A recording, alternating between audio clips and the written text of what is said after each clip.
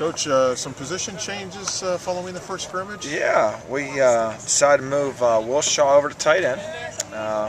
We felt like that was probably in the best interest of him and us. And early indications are from the early morning practice that we had today. He gives us a physical presence there at that position. Obviously, he runs, probably 4.6, runs pretty well, and catches the ball very well. And I think he can help us there at the tight end position. We got a tremendous depth at linebacker, just tremendous depth right now. And hopefully we can stay healthy there and, just trying to find a way to get guys on the field that are good athletes and good players. Do you talk to Will about that, or how's that done when you change your position? What happened was it's kind of interesting that you asked that. We had a conversation last night, at first I think sometimes players are always apprehensive, because they've been maybe on one side of the ball their whole life. But we always do everything what's in the best interest of the program. And I think after one practice today, he realized, he goes, wow, I can be pretty good at this. We've been doing this for a long time, so obviously we have a pretty good idea what we're doing.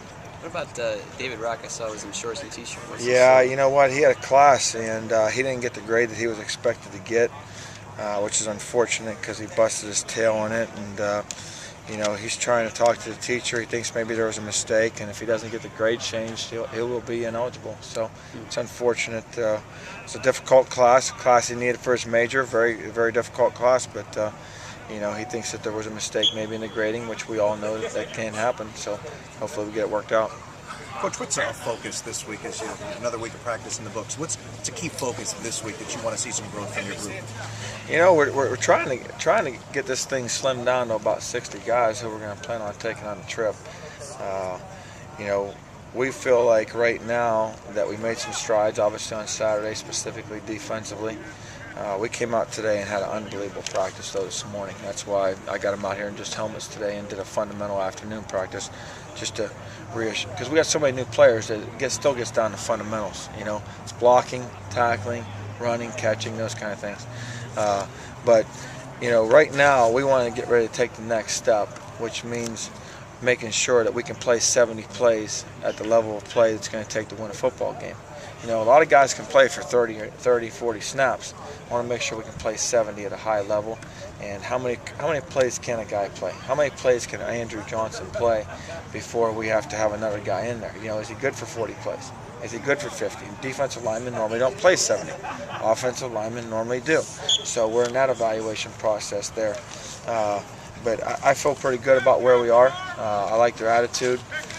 We had to have a little talk today after practice today, and it wasn't anything as far as, I just think sometimes, when you start making some position changes, there's a sense of entitlement.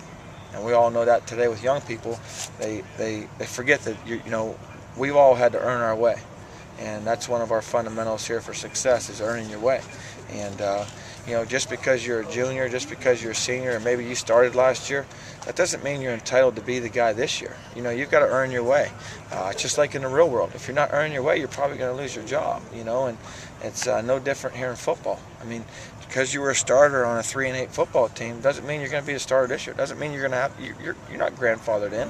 You got to earn your way. And we had that talk, and I think it brought us together a little bit and realized that it's competitive across the country today.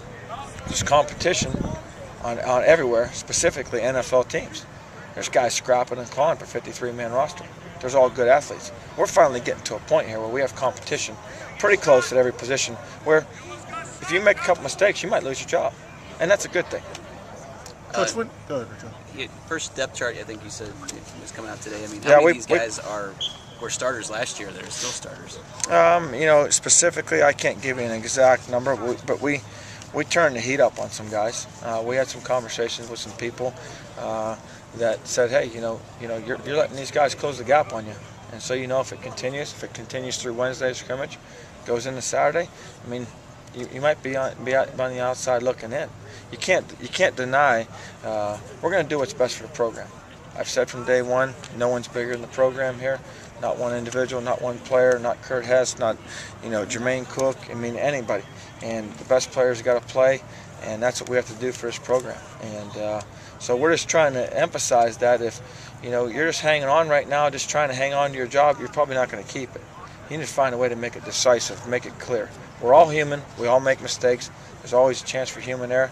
We may make the wrong decision, but when we make decisions as a staff, we're going to always do what's in the best interest of the program. Eric, when do you hope to have that first group pretty much solidified? I would say after Saturday. You know, I think it'll be pretty close to being after Saturday. We still got a couple guys banged up in and out of there, but we'll be pretty close. We'll be pretty close. Coach, defense and offense. Defense obviously has improved this year. Was the offense a little sluggish on Saturday, or was the defense just playing that good?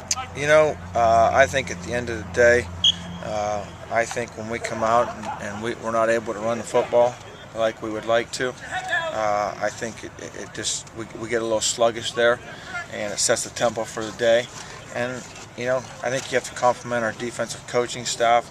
You have to compliment our players. There's a sense of urgency around here, and we know that we are never going to do what's expected around here unless we play good defense. And I've said it over and over again, that's where it's going to start. And it's the reason why we signed 29 players on defense. Eric, how do you get a gauge when you're banging each other every day? Is it tough to get a gauge because you watch it on film, you watch it live in practice? I mean, how do you know how good or bad you are? I think when you really look at the fact that we got basically everybody back for the most part on offense except for a couple of new receivers, I have a pretty good gauge as far as where we are offensively in the conference. And basically we've revamped the whole defense from everything as far as what we're doing, the way we expect to play, how we're fitting some things and stuff like that. So I feel pretty good about where we're going.